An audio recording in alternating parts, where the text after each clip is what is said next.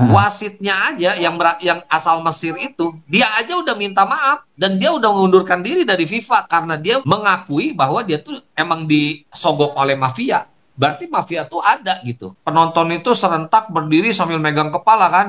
Wah, gitu ah, kan? ah. Nah, itu dopamin. Sensasinya ya kok. Itu Ah, ah. sensasinya mahal. Ujung-ujungnya yang menang banyak siapa? Bandar. Jadi jangan pernah berpikir, oh kalau sekali gue dikasih menang parlay, gue menang banyak, terus gue bisa berhenti, gue bisa.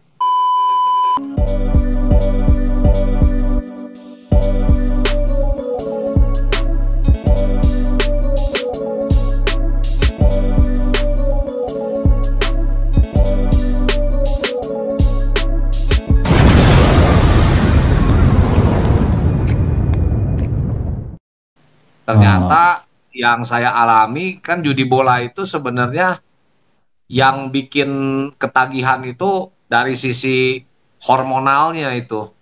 Ya ada tiga hormon kan, ah, ah. dopamin, endorfin, sama adrenalin. Itu kalau di judi bola, tiga hormon ini istilahnya komplit banget gitu. Semuanya pasti dirasakan ketika bermain. Makanya kan banyak orang bilang kalau misalnya judi bola nggak masang tuh garing gitu. Oh ya. Ya, jadi candunya tuh di situ. Dopamin itu kan dihasilkan ketika kita nyaris-nyaris ngegolin misalnya. Kita lagi nyerang nih. Makanya kan kalau misalnya lagi nyerang terus kena tiang atau ketepis sama kiper, pasti kan penonton itu serentak berdiri sambil megang kepala kan. Wah, gitu Ah, kan? ah. Nah, itu dopamin. Sensasinya ya kok. Itu Ah, ah. sensasinya mahal. Ah, Makanya ah. itu baru yang pertama ya. Yang kedua tuh endorfin. Endorfin itu juga diproduksi oleh tubuh secara hormonal ketika kita ngegolin. Tim yang kita pegang itu ngegolin. Nah, ketika ngegolin itu kan kalau kita taruhan, kalau kita pasang, itu kegembiraannya luar biasa ya. Kita bisa loncat-loncat, bisa teriak-teriak, bisa ngebully orang, teman Ah, ah. misalnya kita judi darat gitu ya, sama kita berhadapan langsung sama lawan kita. Itu kita bisa ejek-ejekin, ya kita bisa ceng-cengin, kita bisa bully, Ah, bisa ah. nari-nari gitu ya. Wah, pokoknya segala macam kegembiraan itu akan dirasakan ketika kita merasakan ngegolin itu hormon hormon endorfin gitu bro. Ah, ah. Nah satu lagi tuh hormon adrenalin. Adrenalin ini akan terpicu ketika waktu hampir habis atau nggak hampir habis pun, misal kita posisi mimpin, kita Ah, diserang ah. terus, digempur habis-habisan misalnya nih, ya bola selewang seliweng lah pokoknya mah, hampir ngegol, hampir kebobolan. Nah itu adrenalin terpicu di situ, deg-degannya kan luar biasa. Ah, ah. Gitu. Namanya namanya nonton bola kan kita nggak pasang aja kayak kemarin Piala Dunia tuh Argen lawan Prancis itu gila itu adrenalinnya. Itu nggak pasang, apalagi yang pasang. Itu adrenalinnya pasti udah ngocor lah ibaratnya gitu. Jadi dia merasakan satu kegembiraan yang luar biasa. Apalagi kalau misalnya kita posisi tertinggal ya, posisi tertinggal di menit akhir kita ngejar, nyerang terus-terusan, kita deg-degan, gol di menit akhir. Ah, ah. Wah, itu mahal banget. Jadi, ya itulah tiga tadi, dopamin, adrenalin, sama endorfin yang bikin judi bola itu ya mau jadi maksain gitu. Kalau nonton bola ya harus ini gitu, harus pasang kayak gitu, Bro. Iya. Gini kok. Kan udah kalah. Ini orang udah kalah banyak kok. Ya, Tapi kenapa masih percaya diri buat bisa ngebalikin gitu kok? Percaya diri bisa menang lah ke depannya gitu. Nah kok itu. judi bola ya. Ya jadi boleh. Sebenarnya kalau orang yang masih yakin untuk masang judi bola itu kan sebenarnya dia psikologis mendobel atau mendua kali lipatkan gitu. Ah, Biasanya kayak ah. gitu. Nah, itulah psikologis penjudi itu begitu. Jadi dia akan berpikir bahwa judi bola itu cuma A sama B gitu. Banyak orang bilang judi bola tuh ya 50-50. Itu jujur Iya. saya nggak setuju gitu. Karena saya udah jabarkan ada banyak faktor sebenarnya yang bisa mempengaruhi hasil akhir judi bola itu. Tapi karena Heeh. orang berpikir, loh ini kan cuma A sama B gitu loh. Masa sih masa sih dalam 10 kali misalnya, gua nggak ada bener sekali aja. Pasti pola pikirnya tuh begitu. Makanya dia meskipun kalah pasang lagi, pengen didobelin lagi, pengen balik modal. Tapi kenyataannya karena penjudi itu bermain judi dengan dasar awal bahwa mereka itu orang yang serakah, ya, pengen uang banyak dengan usaha yang minim, meskipun memang sekali waktu dia dikasih menang, nggak akan berhenti. Malah jadi dia akan semakin percaya diri.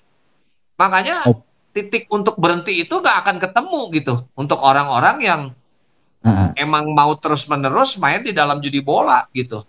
Ada kecurangan apa kok di bola kok?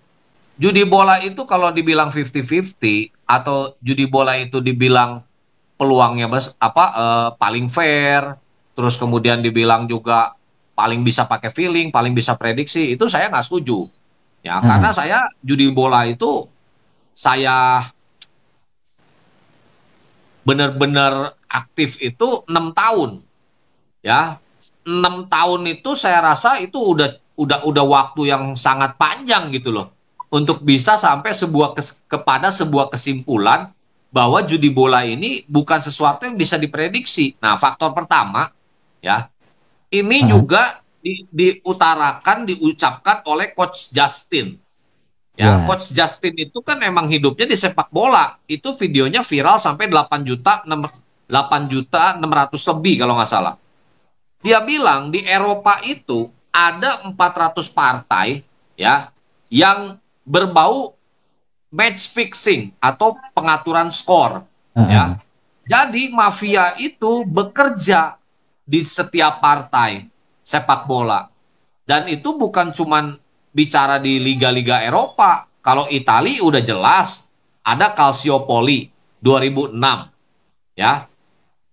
2006 Calciopoli, jangan bilang tim kecil loh. Juventus itu nomor satu di Italia bisa dibilang. AC Milan, Heeh. Fiorentina, Lazio itu terlibat skandal pengaturan skor, ya. Heeh. Sampai Juventus terdegradasi ke Serie B. Itu adalah satu bukti atau fakta kuat yang tidak bisa dibantah bahwa judi bola itu disusupi oleh mafia, ya. Kalau liga-liga Heeh. satu dan lain sebagainya udah jangan ditanya lah.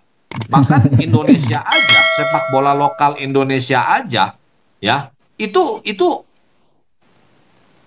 di beberapa tahun silam lah ya, 90 2000 itu banyak sekali permainan mafia, ya. Itu. Heeh. Jadi Coach Justin bilang bahwa setiap musim itu ada 400 partai Liga Eropa yang disusupi oleh mafia. Nah, sekarang kita mau pasang bola, kita nggak tahu apakah tim ini tuh disusupi mafia atau tidak. Terus mau pakai prediksi apa gitu? Mau Nah, pakai feeling apa gitu loh? Udah jelas kemungkinan kita untuk nebak itu dengan satu faktor ini aja bisa berkurang sampai ya sekitar 30%. Belum nanti saya akan jabarkan ada 5 faktor yang lain gitu loh. Bahwa sepak judi bola tuh nggak bisa diprediksi sebenarnya. Ya, bukti lain adalah bagaimana di Piala Dunia 2002 itu Korea Selatan bisa sampai masuk semifinal. Waktu dia lawan Portugal, ya, itu menang 1-0. Kemudian lawan Italia 1-2.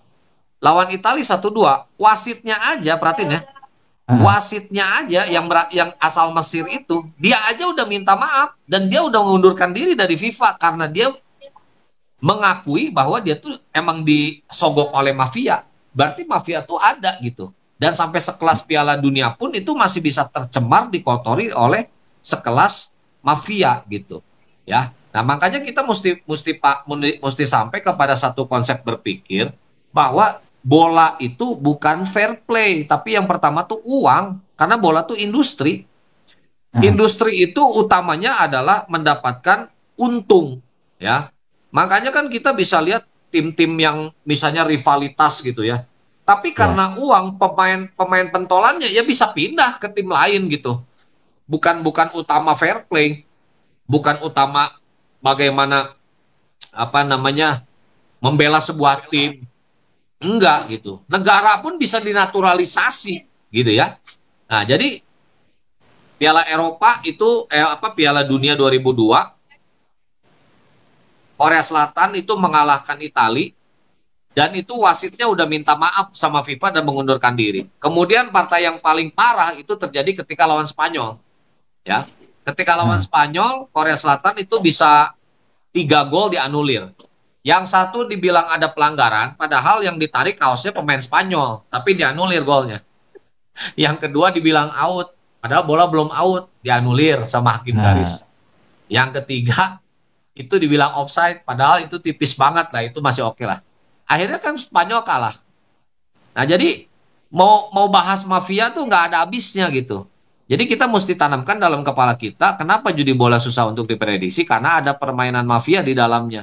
Dan nggak usah apa ya, maksud saya gini loh, saya nggak mau berdebat, tapi tetaplah namanya misalnya sekarang di perempat final, memanglah ada si paling prediksi, si paling feeling ya, si paling 50-50 yang nggak bisa nah, dibilangin, tetap aja dia akan bilang Korea Selatan lawan Italia, gue pegang Korea, omong kosong saya bilang ya. 1.000 orang pasang Korea tuh waktu zaman itu paling juga 10 orang, 20 nah. orang paling banyak. Jadi untuk ujung-ujungnya yang menang banyak siapa? Bandar. Yang hancur banyak siapa? Player. Gitu. Kok kalau yang ini purpuran itu gimana hitungannya kok? Oke, kita lanjut furfuran ya. Oke, jadi yang pertama ini furfuran udah langsung ke faktor kedua ya. Faktor pertama mafia. Oke. Faktor kedua ini kebetulan ada yang nanya furfuran ya. Jadi furfuran itu ya sering sekali membingungkan player. Nah, faktor pertama mafia, faktor kedua furfuran. Jadi judi bola sangat sulit untuk diprediksi karena ada furfuran. Dan kadang furfurannya itu menggiring seorang pemasang untuk memasang salah satu tim gitu loh. Masang salah satu tim yang seolah-olah sepertinya akan dimenangkan dengan furan itu. Contoh sederhana gini deh. Chelsea lawan Arsenal. Ya, Chelsea lawan Arsenal di kandang Chelsea. Di kandang Chelsea nih. Furannya lek-lekan, kosong-kosong. Lek-lekan nih. Memang pajaknya di Chelsea 30%. Ada pajak. Kalau bahasa Nah, dulu tuh kehannya. Ada kehannya 30%. Nah, coba sekarang saya tanya nih sama teman-teman. Chelsea di kandang Chelsea. Lawan Arsenal lek-lekan. Anda pasang Arsenal atau pasang Chelsea? Coba jawab. Ya. Pemain judi, apalagi dia tahu Liga Inggris. Astaga. Liga Inggris, dia pasti akan pasang kandang. Kenapa? Karena pasti Chelsea ya. Ya, nah, ini gue bicara kebanyakan ya, kebanyakan ya. Ya misalnya kita bicara persentasi 90% lah. 90% pasti Chelsea. Kenapa? Karena di kandang. Di kandang itu Liga Inggris apa katanya ada pemain ke-12 ya. Apa namanya mereka tuh lebih bagus ketika main di kandang gitu. Dan memang rekor Chelsea ini ketika ditelusuri dari analisa banyak menang di kandang gitu. Ya, pasang Chelsea kan. Skornya berapa? 1-0 menang Arsenal.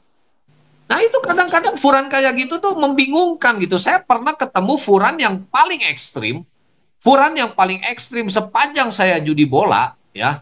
Kalau dulu kan saya judi bola tuh pakai SMS ya. Saya dikasih 10 partai gitu. Atau saya mau minta berapa partai juga dikasih. nah, Itu ada Fiorentina lawan tim papan menengah ya. Itu furannya 1/3/4. Furannya 1/3/4 ya. Tapi pajaknya itu 60%. 60% pajaknya. Itu saya pertama kali melihat ada pajak sampai 60%. Jadi kalau bicara handicap itu satu paket dengan pajak ya. Dan itu yang makanya saya bilang sering menggiring orang untuk pasang lawannya. Ya kecuali si paling prediksi sama si paling feeling ya. Nah, jadi saya lanjutin tadi 60% pajaknya. Ya nah, otomatis saya mikir gitu ya, gue kalau pasang 1.000 pajak 60%, gue kalah 1.600. Ini bahaya banget nih 60%. Gue pasang lawannya dong, ya kan? Gue pasang lawannya, gue pasang bawah. Gue bilang gue lebih baik tahan bawah aja deh. Skornya berapa? Kadang-kadang ada tim tuan rumah, tim unggulan. Itu cuma gitu 2 contoh ngelawan tim dari yang degradasi banyak nih, Furan yang gua alamin lawan gitu ya. Furan cuma setengah. Furannya cuma setengah. Ya kita pasang home dong.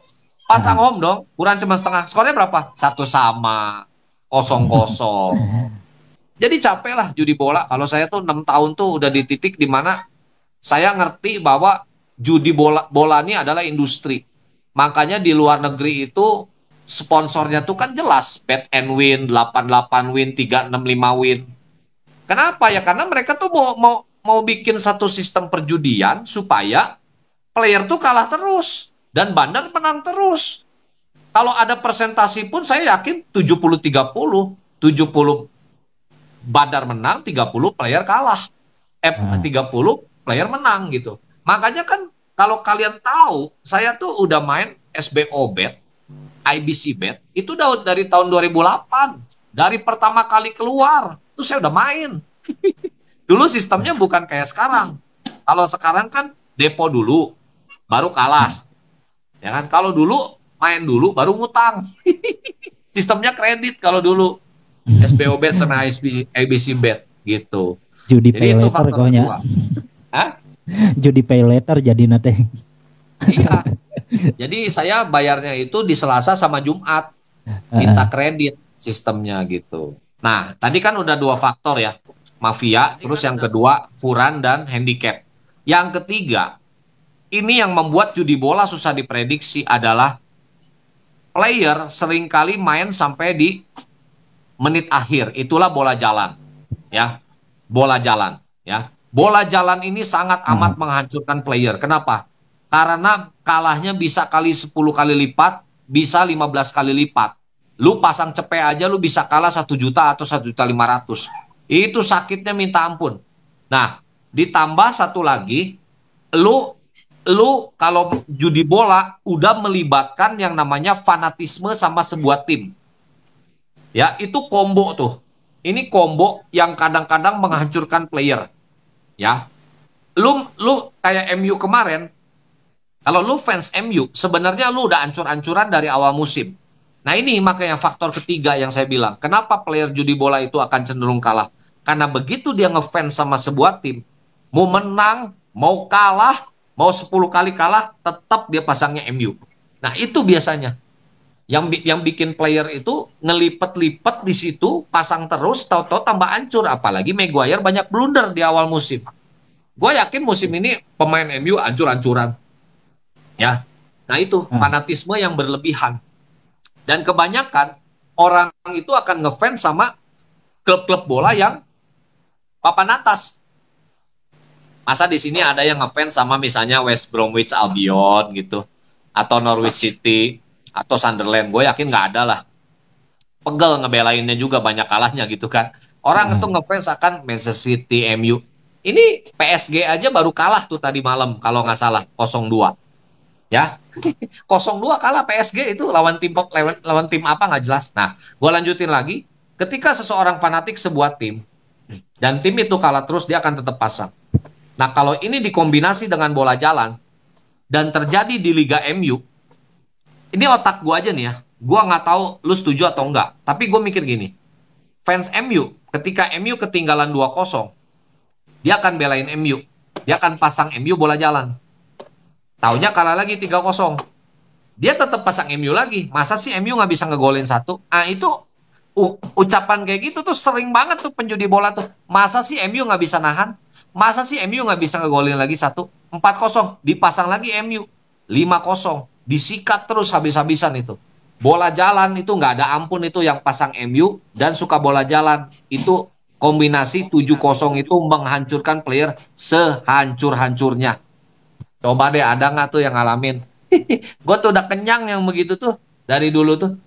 Ya, bola jalan plus kita megang atas atau megang tim yang favorit menang gitu. Wah, habis itu. Ya, jadi itu udah 4 faktor tuh. Banyak yang nanya parlay. Saya yakin ya, orang pasang parlay itu nggak ada analisa. Nggak ada analisa. Orang nggak akan bisa nganalisa 3 partai. Gua nggak percaya. Itu cuma tebak-tebakan. Kenapa orang berani pasang parlay? Karena perkaliannya besar.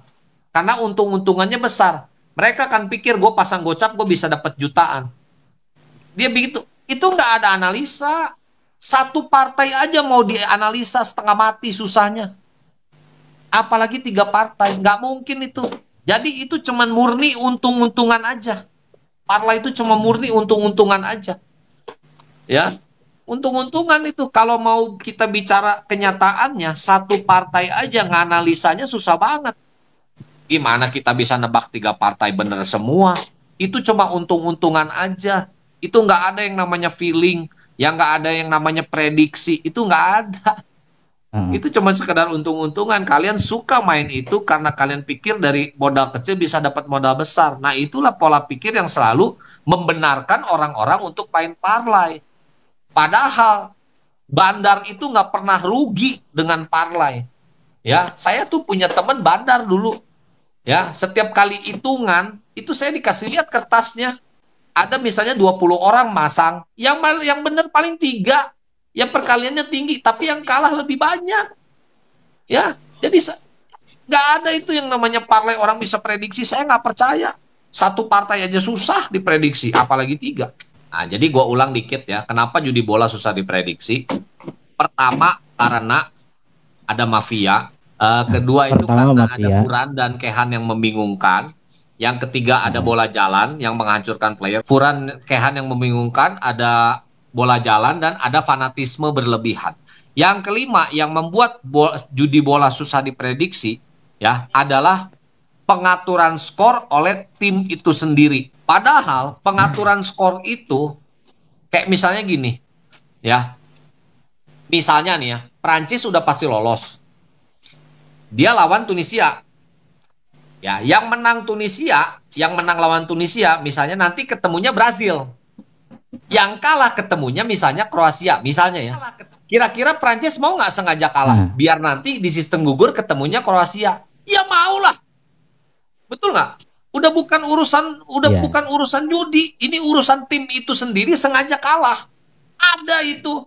Orang nggak percaya. Ya udah terserah. Terserah. Kalau di sini mah sepak bola gajahnya kok.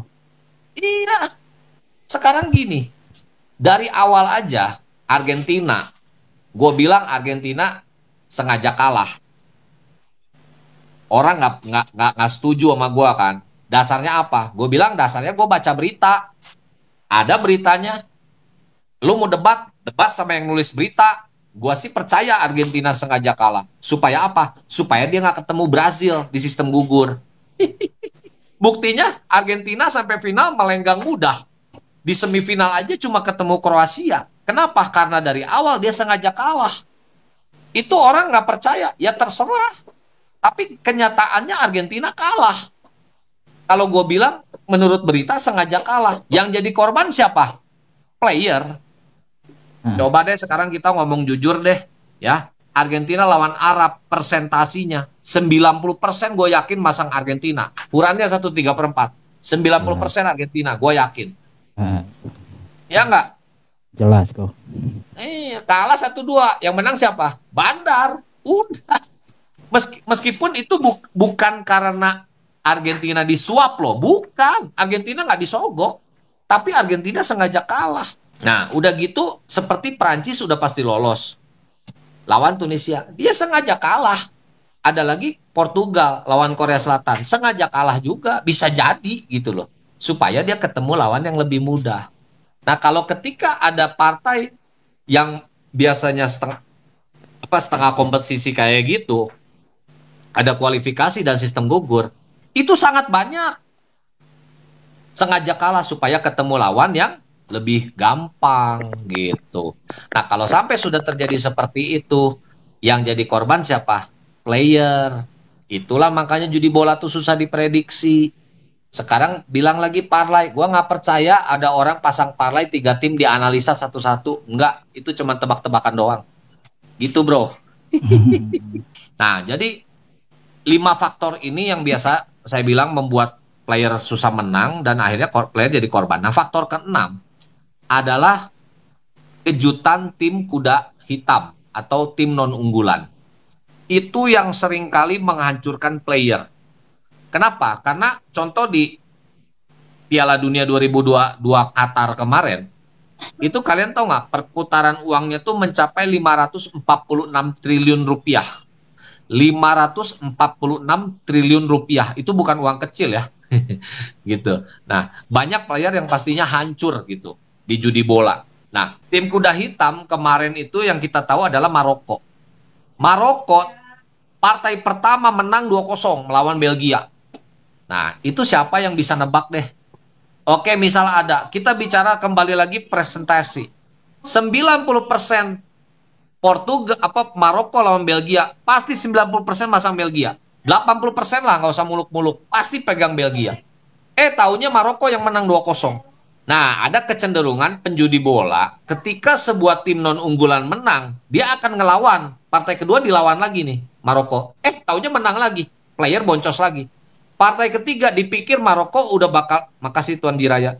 Partai ketiga dipikir Maroko ini udah pasti lolos. Kemungkinan kalah, menang lagi. Sistem gugur, menang lagi. Perempat final, menang lagi. Sampai semifinal baru akhirnya dia kalah kan. Nah, itu berapa banyak player hancur ketika ngelawan satu tim kuda hitam yang dianggap biasanya ini mah kebetulan kali pertama mah gitu ya, lawan Belgia menang. Kedepannya pasti kalah. Taunya menang terus. Nah, itulah bagaimana player itu bisa hancur ketika ada tim non unggulan yang terus-menerus menang dan player terus-menerus ngelawan tim itu. Ya. Nah, terus kemudian yang lebih parah lagi ketika tim non unggulan sampai juara. Nah, makanya nih orang nih kadang-kadang gue minta maaf ya, orang pengen debat gitu ya sama gue. Tapi mereka tuh selalu berpikir judi bola itu cuman sekedar pasang A, pasang B gitu. Enggak, bro. Judi bola itu sangat amat banyak variasinya. Ada over under, ada corner, ada kartu merah, kartu kuning, ada tebak juara, ya. Ini juga judi sama. Ada kick off. Itu semua banyak. Nah, jadi kita mesti mikir kalau mau mainin sebuah judi itu bagaimana si bandar ini bisa dapat keuntungan yang sebesar-besarnya gitu loh. Ya. Nah, makanya di Piala Eropa 2004 itu Yunani bisa sampai juara. Pertanyaan saya sekarang nih, ada yang nonton 300 orang lebih. Ada nggak yang pasang Yunani? Tebak juara nih ya. Kita bicara tebak juara nih. Ada nggak yang pasang Yunani? Nggak yakin satu pun ada di sini. Kita bicara presentasi lagi. 1.000 orang yang pasang Yunani. Palingan 5. Gue jamin dah itu nggak mungkin salah.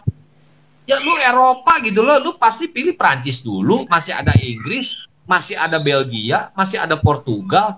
Nanti dulu lah. Ya kan nanti dulu lah Yunani. Dari anggap 1 juta orang di dunia ini pasang masuk nih uangnya ke bandar, ditampung sama bandar semua kan. Itu bisa 999.000 sekian tuh kalah semua. Gara-gara apa? Ada kejutan tim papan bawah. Jadi bola tuh capek. Asli, gua tuh judi bola ya. Zaman gua 2004 sampai 2010 lah. Itu dari setengah 8 udah ada Liga Inggris, gua udah depan TV. Pokoknya malam minggu tuh gua tuh begadang nonton bola. Setengah 8 udah masuk Inggris. Jam 9 Liga Inggris. Jam 11 masuk Liga Italia. Kadang masih ada Liga Inggris 1. Tahu semua. Jam 3 langsung mulai Liga Spanyol. Kadang-kadang jam 5 kita kalau lagi pengen gila-gila mah masang lagi Liga-Liga cacing. Ya, tim-tim apalah itu Amerika Latin kita pasangin, nggak tahu juga. Udah pasang aja asal yang penting gue judi gitu. Ya. Jadi kalau udah berjudi itu yang namanya prediksi itu sebenarnya udah nggak jalan. Dan sebenarnya kalau kita bicara gambaran besar ya, ketika kita ada di dalam judi, ada di dalam lingkaran setan, ya kita tuh udah nggak punya daya prediksi, nggak ada itu semua tuh, ya. Nah, saya terus satu lagi yang saya ingat itu adalah Leicester City, ya. Leicester City itu bisa menang Liga Inggris. Nah, itu bandar berapa banyak keuntungan dari tebak juara. Sekali lagi saya mohon ya, jangan berpikir judi bola tuh cuman tim A lawan tim B gitu. Enggak, variasinya banyak. Salah satunya tebak juara. Dan bandar sering sekali panen di tebak juara. Ya, kalau bicara presentasi itu pasti player hancurnya banyak banget ketika Leicester City menang, ya. Nah, itu jadi 6 faktor udah saya bahas tuntas. Nah, sekarang bicara bagaimana saya bisa berhenti kan? Tadi pertanyaannya gitu ya. Iya, iya. Nah, kebetulan kalau bicara saya bisa berhenti, ya. Pertama itu pikiran saya, dari pikiran saya. Ya, pikiran saya secandu-candunya saya. Ya, kalau saya candu tuh udah gila banget lah, ya. Istilahnya saya ngutang itu udah kemana-mana. Ya, ini istri saya ada di sini nih lagi selonjoran. Dulu pacar saya. Ah, Ini udah saya tipuin mau udah kenyang. Ya, udah saya tipuin mau udah kenyang. Papa mama saya itu bukan orang, bu, ya bukan boro-boro kaya lah. Papa mama saya menengah ke bawah. iya. Itu nggak punya rumah. Kita tuh ngontrak. Ya, ngontrak. Ini aja baru baru KPR ini baru jalan berapa lama baru nih papa saya akhirnya sama mama saya tuh punya rumah gitu ya. Nah, jadi Ah, mereka tuh belum tentu setahun sekali pegang uang 1 juta, belum tentu. Tapi karena saya gila judi bola, saya sampai tipu orang tua saya. 1 juta itu saya bilang buat kursus. Waduh, itu tahun gila berapa bener kok? saya jadi anak. Hah? 1 juta itu tahun berapa? 1 juta itu sekitar tahun 2006 lah. Nah, itu papa I- mama saya tuh belum tentu punya pegang uang 1 juta setahun sekali itu belum tentu gitu. Karena Iya. papa mama saya itu cuman jualan kue, ya kadang-kadang jualan-jualan batu akik gitu ya, cuman buat nyambung hidup makan aja lah mereka mah. Karena saya kuliah dibiayai oleh paman saya gitu. Nah, tapi saking gilanya saya judi bola ya, semua kena tipu. Adik kakak saya, wah udah pokoknya teman-teman saya juga udah semuanya. Nah, akhirnya di satu titik saya tuh sadar gitu. Gue sadar, buset gue umur 27 nih, umur 27 ya. Baru lulus tuh. Itu bisa lulus aja udah bersyukur sekali gitu ya. Ah, ah. Karena nah, akhirnya pikiran gue berpikir, ya gua nih judi bola tuh kenyataannya kalah terus. Kebanyakan kalah. Dan kalahnya tuh karena dulu sistemnya gua main dulu baru bayar, ya, main dulu baru ngutang.